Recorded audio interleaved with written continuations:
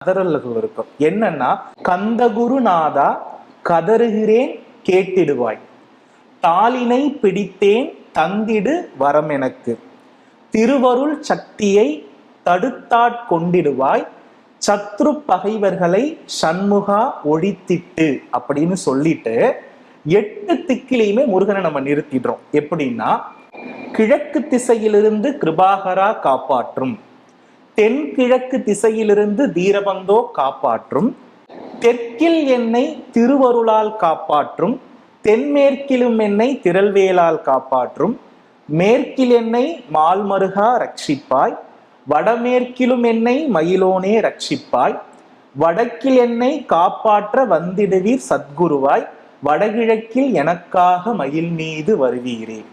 இந்த வரிகள் இருக்கு இல்லையா, இந்த கந்தகுரு கவசத்துல இந்த வரிகளை நல்லா ஒருவர் மனப்பாடம் பண்ணி வச்சுக்கணும். துன்பத்தினுடைய